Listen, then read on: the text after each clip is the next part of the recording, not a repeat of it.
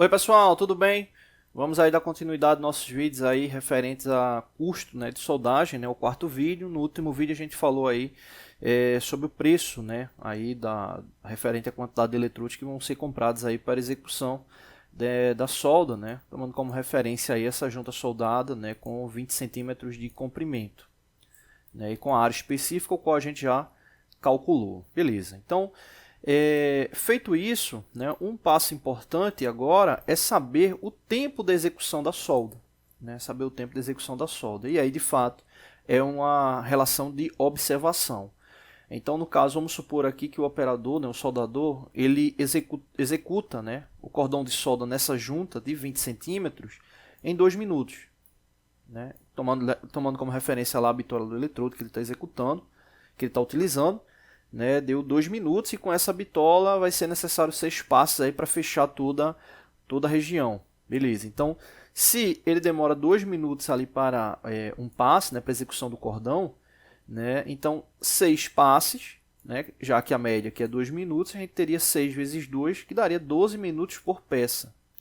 Né, isso aí eu estou levando em consideração a média, né, ou seja, se ele está executando o cordão, né, para ali um tempinho, continua o mesmo cordão ali para fechar, fazer o passo completo do cordão, né? Aqui está levando em consideração ali a média. Pode ser que você faça mais rápido, pode ser que você demore mais, mas é importante ter essa referência para ter, né, um valor ali específico. Inclusive, né, se for o caso, arredonda também esse valor ali para não ter nenhum problema ali referente à execução. Exemplo, deu 1 minuto e 50, arredonda para 2 minutos ali, tomando como referência uma média sem problema nenhum. O importante é que esse seja um tempo exequível, né, confortável ali para execução. Então, nesse caso aqui, daria 12 minutos ali por peça. Beleza, 12 minutos por peça, já que são 50 peças, a gente teria 600 minutos. Né, o que vai representar 10 horas de execução aí de soldagem. Né, 600 minutos, 600 dividido por 60, né, aí para fazer a conversão para hora, daria 10 horas ali para a execução. Então, nesse caso, com base nessa execução, a gente tem aí o tempo total de execução. Com essa base de relação do tempo, a gente pode estar tranquilamente calculando o custo referente à hora, né, do soldador. Por exemplo, vamos supor que a referência do salário seja R$ 3.800 no mês, e nesse caso a pessoa trabalha 180 horas. Né, o soldador trabalha aí 180 horas. Então você teria 3.800 dividido por 180, que daria aí uma média aí de aproximadamente R$ 21 por hora, né, referente ali ao valor dele.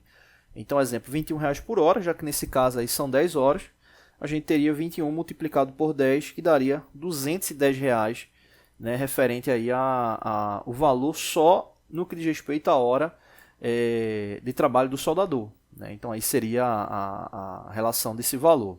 Ok, eu vou até colocar essa observação aqui, já vou colocar aqui o valor, né, R$ 210, que já foi o que a gente calculou. Beleza, tomando como base aquela referência de salário. Outro cálculo importante é referente ao consumo, né, o consumo de energia elétrica. Então aí é preciso uma série de observações para poder, de fato, calcular bem, né, esse consumo de energia elétrica. Né. O primeiro detalhe, né, qual a bitola do eletrodo que vai ser utilizado. Né, isso é importantíssimo. Nesse caso aí, vamos supor um de 2,5, que é bem comum.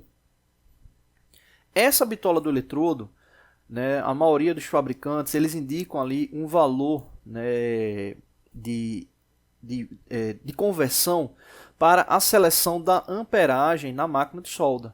Né? A gente sabe que quanto maior a amperagem, maior o consumo por causa da taxa de corrente, então você acaba tendo uma taxa de deposição mais profunda, né, referente ali à junta soldada. Né? Enfim, então existe também ali tipo de corrente que acaba alterando alguns valores, mas a maioria dos fabricantes indicam aqui esse valor, né, fator multiplicativo, que no caso aí seria 40 multiplicado por quem? Pela bitola, para chegar à relação ali da amperagem. Lembrando, obviamente, que essa questão da amperagem ela vai ser mais ligada à questão de o quanto ela é exequível ali para o processo de soldagem do que o fator em si. O fator, nesse caso aí, ele está sendo a nossa referência. Você pode até calcular, né, o fator de referência ali de seleção e, de fato, testar para ver se está tranquilo referente à execução do cordão de solda. Né? Então, nesse caso aqui, a gente já está supondo que vai ser o fator realmente 40, multiplicou por 2,5, vai dar 100 amperes. Então, isso aqui seria a regulagem da máquina, né? Seria a regulagem da máquina. Nesse caso é uma máquina 220 volts que a gente está supondo. E aí entra um detalhe importantíssimo, que é isso aqui, que é o consumo de rede referente ali à potência da máquina. Esse consumo em rede, muitos fabricantes informam, né? Às vezes eles informam uma relação em gráfico, né? No que diz respeito à eficiência da máquina, né? Mas o interessante é realmente você poder ter a certeza, né? E por quê? Eu vou explicar agora. Deixa eu até mudar aqui a tela. O que acontece? O fabricante ele vai estar indicando, né, uma relação ali de consumo médio em amperagem com base na execução ali do cordão de solda. Né? Então, supondo que aqui seja a execução da solda, né, o que acontece? A própria angulação, né, até mudar a cor aqui, a própria angulação que você vai ter ali da abertura do arco, né, interfere no consumo. Né? Quanto mais paralelo for essa execução da solda, maior é o consumo.